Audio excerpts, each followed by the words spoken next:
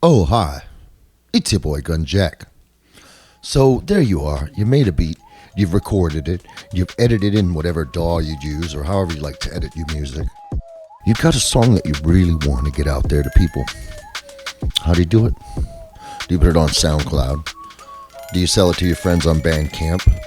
Maybe one day you want to put out a record on vinyl. How do you go about it? Well, that's what I'm here to talk about. This year is the 25th year I am releasing vinyl records with my compositions on them. My first record was a house record with Jesse Saunders in 1999 on a label called PCH that was run by a fella called Sam from the old Beat Non-Stop record store on Melrose in Los Angeles, California. Then later that year, I was desperate to get some techno out, and I asked a local legend in Los Angeles, John Tejada, who I could send my music to. And this man opened up a whole new world to me. He recommended me a distributor in Birmingham, and at that time I didn't even really understand how labels and distributors worked. And so to find out that there was a distributor with many in-house labels to whom I could send my songs, they would decide on which label my music would fit. This seemed like Willy Wonka's chocolate factory to me. So obviously I sent my music to this distributor in Birmingham. I got my first record out as Gunjack in the year 2000. And I want to kind of talk about the process and what I've learned since the year 2000. Next year will be 2025. That's 25 years of the Gunjack project. Putting out techno music and house music, weird experimental stuff on vinyl specifically, and global distribution of music in general. This is the House of Jack. And while one day viciously throwing down on his box, Jack boldly declared, I am the creator, and this is my house. Oh yeah, but before we get into it, here's a word from our sponsor. But I'm my own sponsor now. So these are some of my latest vinyl releases that are available right now in the marketplace. This is Purple Room Tracks Volume 1 on Earwiggle, Irish techno label run by Sunil Sharp. This is in all the good shops right now. And also my 6-track LP on Planet Rhythm. This is Detroit Tango. So go pick up Gunjack, Detroit Tango, and Gunjack Purple Room Tracks EP on Earwiggle and Planet Rhythm respectively. Now back to the show. So you got your track, you really like it, you want to get it out there to the world. I hate to break it to you, one track is not enough to break through. Stop it. Get some help. Labels are not going to pay attention to just one track. You need to have a demo that is about 6 to 8 tracks long. Any more than that and you'll sort of lose the attention, things will get lost. And less than that and there won't be much to choose from. How do you choose which tracks? Well, I hate to say it, but you are not always the best judge of which of your tracks are the best for public consumption. I work with a partner on my label Double Wars who helps me to choose the tracks that will lead to better sales and results, better public performance. So this is a delicate process learned by trial and error over many, many years. The best advice I can give you is don't assume anything. There are tracks of mine that I've made and put out that I think are just sort of adequate and other people are quite content with and they think that they are just really good. So I've had people write me in the middle of the night from, I don't know, Uganda to tell me, this such and such track, really, really touched me or kind of changed my life or whatever. And it's really flattering, but then you go like, I don't even really like that track, so you never really know how the sounds that you're making are going to impact people's lives and touch them in a certain way. So just trust the process And trust your own ears, of course, but to a certain point. I mean, if you have a finished track that at one point sounded quite good to you, and then later on you listen to it, you go, I don't know. Well, maybe put it away, because in another moment, in another mood, it might strike you in a different way. And so I try to make my demos with, say, 3 or 4 tracks that I would like to be the meat and potatoes of the release, and then another 3 or 4 tracks that I consider to be sort of B-sides, or I wouldn't say throwaway tracks, but sort of down a tier from the other tracks that I've chosen.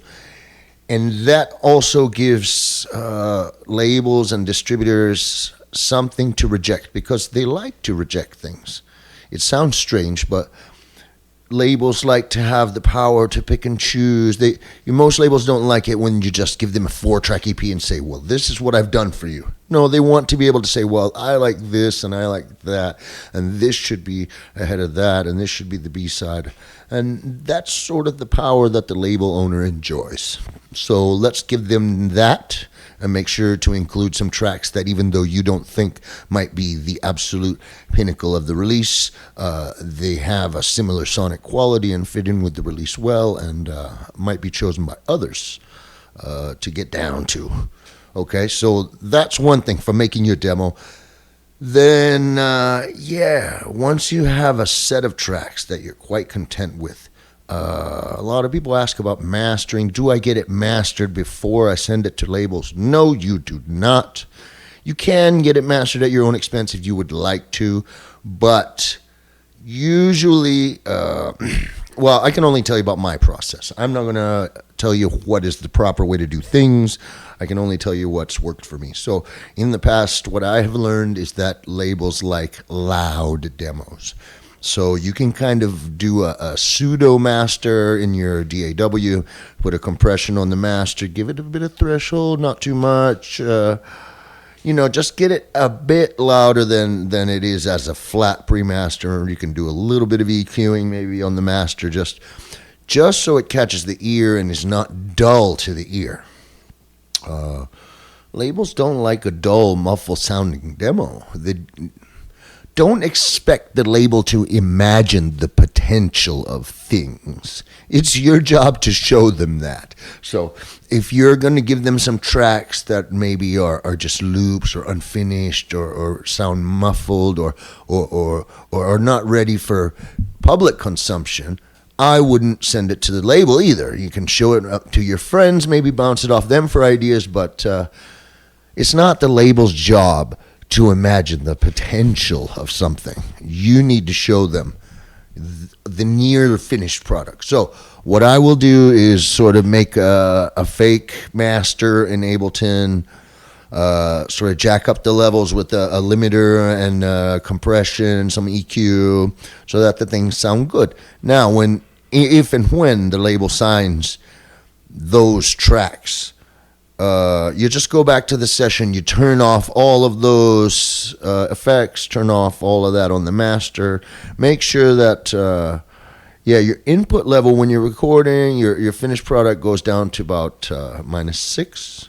You want to give your mastering guy enough dynamics to work with, so make sure you turn all that stuff off and then render a flat pre-master. So in your .zip that you will include once your track has been signed and they ask you to send it over to the mastering guy. Most labels have their own mastering people. I have a preferred mastering guy. I use Paul Mack. I've used him for many, many years, and he knows my music well. And most of the labels that I work with use him for vinyl pre-mastering. So digital mastering and vinyl pre-mastering, you want to send over something that has a lot of transients, a lot of dynamics, so that they have something to work with. So in the zip, in the .zip file, in the folder that you are sending over to the mastering guy, I usually include the fake loud masters that I made, clearly labeled as reference files, a folder that says reference files inside. Each of the tracks with the artist name, track title, and then parentheses, reference file. All right, you put those in one folder. Then you have another folder where you have rendered all of those songs with all of the compression and limiting and EQ turned off, just flat pre-masters. Clearly label that folder. Flat pre-masters. Each song, artist name, title, parentheses, flat pre-masters. Then, to be courteous, you want to put a little text file in there, .txt, that says read me. And inside, you want to thank the mastering fella for doing the best he can with your humble project and let him know that you did the best you could with the recordings. And hopefully, if he needs anything, he can be in touch. Leave your contact info in there. And save that as a little README file inside the folder that you're sending to the mastering guy. So what do we have inside the folder that we send for mastering? We have 3 elements. We have the flat pre-masters folder with all the flat pre-masters. We have the reference files folders. Why is the reference files folder important? Because that shows him more or less how you want your tracks to sound when they're finished. And the little README file, because you're polite and you're not an ignorant. All right. So, how do we get to the point where the label signs the tracks? Once again, we're talking about usually a zip file or a private SoundCloud playlist. I will send a private SoundCloud playlist, and then if they're interested in the tracks, I will send a zip file with WAV files. So some artists, some labels like to play the songs out. So they will play your fake masters in the club and see how they sound and see how they mix, and then get back to you with some feedback or tell you this works and this doesn't, or we want these tracks. And so you got to kind of be flexible with the file sharing option. Some people like to work one way, some people like SendSpace, some people like Google Drive, some people like SoundCloud private playlists. You got to be flexible with that. But yeah, when you're working on your tracks, make a batch of tracks that sound sonically similar. This makes it easier for you to have an assembly line, streamlined process when you're making the tracks, and also makes it easier for you to put out demos out there that sound cohesive. So yeah, once you've got your 6 to 8 track demo, where do you send it? Well, there are many options. You can Google your favorite artists and check out the labels on which they release, and find demo contacts and social media for those labels and chase them down. Usually a label will have a specific email for demos. In the Instagram bios, they will often say, don't send demos here, send demos here. But yeah, the ones that are not accepting demos probably, and you should probably look for an insider there so you can have an inside connection there and get someone interested that way. But yeah, sending out cold demos is part of the process. So get to know the labels on which you want to release. Trace them back to the distributors which release them, because maybe they're an in-house label that belongs to the actual distributor. So take out your notepad, write down a group of labels that you respect, that release music that is similar to yours, that you enjoy, making sure that the music is similar to yours. And find out the demo submission policy, the email for those, and find out also the distributor. You can look around and find out who is the worldwide distributor for these labels, and also send your music to them, because a lot of times distribution will have in-house labels. So I work with Triple Vision. I worked with Triple Vision for many, many years, and the flagship in-house techno label is called Planet Rhythm, which the label I founded with my partner is called Dub Wars, which is a sub-label of Planet Rhythm. So you can work with distributors to do a lot of creative things like sub-labels and colored vinyls, and it's worth your while to investigate who distributes the labels that you enjoy. So anyway, you've got your list of labels, you've got your list of distribution, you've got your 6 to 8 track demo that you really believe in. Are you going to send it to all of them? If you do, if you send it on a SoundCloud playlist, they're going to see that other people have been listening to that. They're not going to like that. Labels like exclusivity. They want you to send them something that no one else has, that no one else has heard. So you need to divide the list you've made on your notepad of labels and distributors into tiers. Top tier, mid tier, bottom tier. And then you need to send them in that order, making sure that if you send a SoundCloud playlist, each time you send it to a new listener for submission, you make a new playlist re-uploading the tracks so that the play count is reset to 0. 3 hours later. Rejection is part of it. Some labels will just not get back to you. Some labels will take 6 months to get back to you. Some labels will get back to you right away with, that's not really our sound. Thanks anyway. In any of these cases, taking it personally is an L. It's just part of the game. You got to get used to it. Continue to push forward. My 6-track LP that's out now on Planet Rhythm was actually released in different parts on my digital label, and did quite well. Gained some traction there just organically, and Planet Rhythm took interest in republishing these songs in the order they appear on the vinyl. So just keep the faith. Those songs, I mean, the album I have out now is full of songs that I made 2.5 years ago. So just keep the faith, and you'll see that plugging away and doing your best in time will yield results.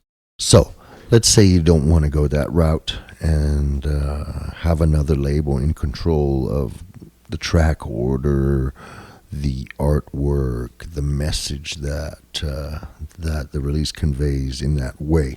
You want complete creative control. How do you go about achieving this? Well, money. You need money. If you want to start your own vinyl label, this is not difficult. You just need money. It's about $1,800 US, $2,000 to put out 350, 400 vinyl records with 2 color labels and simple disco bag sleeves these days. Now you can probably get it cheaper, but I myself like to master at the exchange with Simon. I feel like he's the best in the world for what we do. I prefer to do things in a way that is consistent and always good quality, so I don't have to run around putting out fires later. So it costs a bit more. But yeah, with about $2,000, you can put out a record and have it distributed worldwide by one of these distributors, like the one I use, Triple Vision. I mention them a lot. They're not sponsoring this, but they've treated me so well over the years, and all my records come out there. So you can just go to the website and actually buy my records. So yeah, Triple Vision is a good distributor. Rub-a-Dub is another great independent distributor in Glasgow. You need to really look for the distributor that fits with the genre you're releasing. Some distributors specialize in drum and bass, others specialize in techno music, others in house. Triple Vision, for example, specializes in drum and bass and techno music. Those are the 2 genres that are strongest. They're based in Rotterdam in the Netherlands. What's the overall message here with that? Get in where you fit in. Does that mean emulate? No. Do you? Don't copy anybody's sound. But once you have the sound that you're happy with, find a place where that sound fits in. Don't try to make your sound fit in, but find a place that the sound fits in. And then you will be able to blossom and excel if you're good at what you do. So dedicate your time. Once you have your 10,000 hours, put in 10,000 more, because that's just what it takes. Don't take rejection personally. Again, a lot of people have slept on my records, and then they've come out in other places and been quite successful. So, as one of the only YouTubers currently releasing vinyl records in 2024, I've done 7 so far this year. This is all advice from the heart, designed to help you get your records into your hands because it feels absolutely amazing to physically hold something that you made. Anyway, you'll forgive me for the long-winded lecture this week. We'll get back to music making next week. But yeah, I really just want to see you succeed, get your records out there, and have people reach out to you like they do to me, letting you know how much your music touched them. Till next week.